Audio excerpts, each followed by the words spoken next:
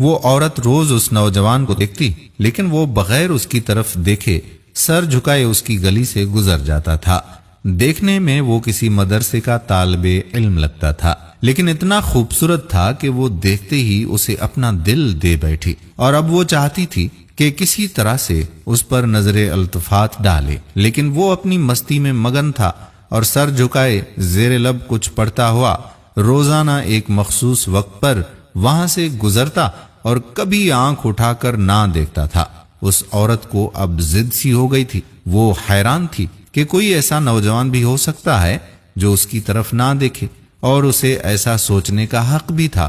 وہ اپنے علاقے کی سب سے امیر ترین اور خوبصورت ترین عورت تھی، خوبصورت اتنی کہ جب وہ باہر نکلتی تو لوگ اسے بے اختیار دیکھنے پر مجبور ہو جاتے تھے۔ اسے حیرت تھی کہ جس کی خوبصورتی کو دیکھنے کے لیے لوگ ترس رہے ہیں، وہ خود کسی کو پسند کرے اور وہ مائل نہ ہو، اس کی طرف دیکھنا گوارا نہ کرے۔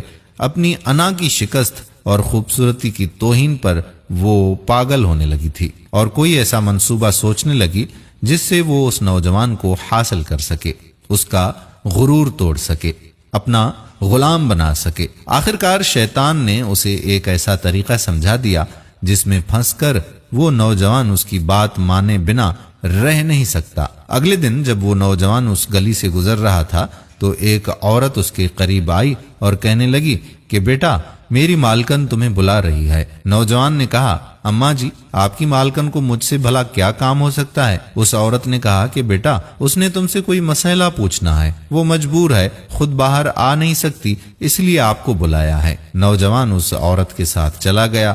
اس کے وہم و گمان میں بھی نہیں تھا کہ جو عورت اسے بلا رہی ہے اس کا منصوبہ کیا ہے، وہ کیا چاہتی ہے۔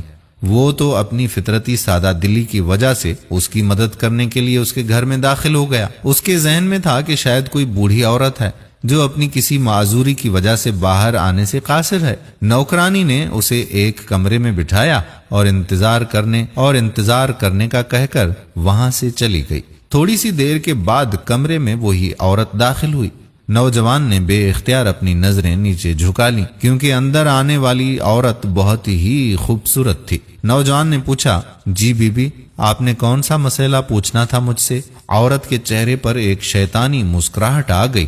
اس نے اپنے دل کا حال کھول کر اس کے سامنے رکھ دیا اور کہا کہ میری سب سے بڑی خواہش ہے کہ میں ایک دفعہ تمہیں حاصل کر لوں۔ نوجوان یہ بات سن کر کانپ گیا اور کہنے لگا، اللہ کی بندی، اللہ سے ڈرو، کیوں گناہ کی طرف مائل کر رہی ہو؟ اس نے عورت کو بہت سمجھایا، لیکن عورت پر تو شیطان کا غلبہ تھا۔ اس نے کہا کہ یا تو تم میری خواہش پوری کرو گے یا پھر میں شور مچاؤں گی کہ تم زبردستی میرے گھر میں داخل ہوئے ہو اور میری عزت پر حملہ کیا ہے۔ نوجوان بیچارہ یہ بات سن کر بہت ہی پریشان ہوا۔ اسے اپنی عزت کسی بھی طرح سے محفوظ نظر نہیں آ رہی تھی۔ اس کی بات مانتا تو گناہگار ہوتا، نہ مانتا تو لوگوں کی نظر میں برا بن جاتا۔ وہ علاقہ جہاں لوگ اس کی شرافت کی مثالیں دیا کرتے تھے، وہاں اس پر اس طرح کا الزام لگ جائے، یہ اسے گوارا نہیں تھا۔ وہ عجیب و غریب مصیبت میں بیچارہ پھنس گیا۔ دل ہی دل میں وہ اپنے اللہ کی طرف متوجہ ہوا اور اللہ سے مدد چاہی تو اس کے ذہن میں ایک ترکیب آ گئی۔ خواتین و حضرات، اس نے عورت سے کہا کہ ٹھیک ہے، میں تمہاری خواہش پوری کرنے کے لیے تیار ہوں، لیکن پہلے مجھے باتھ روم جانے کی حاجت ہے، مجھے جانے دیں۔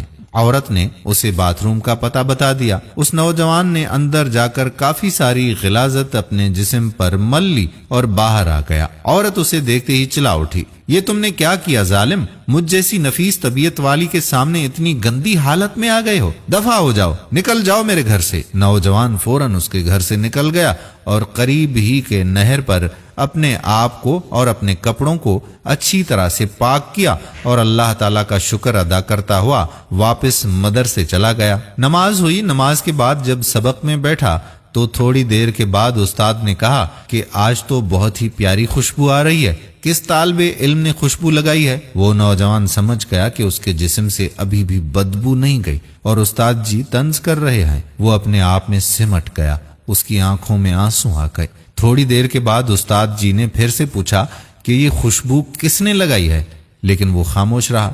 آخرکار استاد نے سب کو ایک ایک کر کے بلایا اور خوشبو سونگنے لگے۔ اس نوجوان کی باری آئی تو وہ سر جھکائے استاد کے سامنے کھڑا ہو گیا۔ استاد نے اس کے کپڑوں کو سونگھا تو خوشبو اس کے کپڑوں سے آ رہی تھی۔ استاد نے کہا کہ تم بتا کیوں نہیں رہے تھے کہ یہ خوشبو تم نے لگائی ہے؟ نوجوان رو پڑا، کہنے لگا استاد جی اب اور شرمندہ نہ کریں، مجھے پتا ہے کہ میرے کپڑوں سے بدبو آ رہی ہے، لیکن میں مجبور تھا۔ اس نے وہ پورا واقعہ اپنے استاد جی کو سنا دیا۔ استاد نے کہا کہ میں تمہارا مذاق نہیں اڑا رہا بیٹے، اللہ کی قسم کھا کر کہتا ہوں کہ تمہارے کپڑوں سے واقعی ایسی خوشبو آ رہی ہے جو میں نے آج سے پہلے کبھی سونگھی ہی نہیں ہے، اور یقیناً یہ اللہ تعالیٰ کی طرف سے ہے کہ تم نے اپنے آپ کو گناہ سے بچانے کے لیے اپنے آپ کو گندگی لگانا پسند کر لیا، لیکن اللہ تعالیٰ نے اس گندگی کو ایک ایسی خوشبو میں بدل دیا ہے جو کہ اس دنیا کی لگتی ہی نہیں، یہ جنت کی خوشبو لگتی ہے۔ دوستو کہتے ہیں کہ اس نوجوان کے جسم سے وہ خوشبو ہمیشہ آتی رہی۔ دوستو یہ پرہیزگاری ہوتی ہے اور یہ اپنے آپ کو بچانے کا اجر و ثواب ہوتا ہے۔ اللہ تعالیٰ کے ہاں کون سی چیز اور کون سا ہمارا عمل پسند آ جائے اور اس کے صدقے میں اللہ تعالیٰ ہم پر مہربان ہو جائے، اس کا پتہ نہیں۔ تو دوستو تقوی اختیار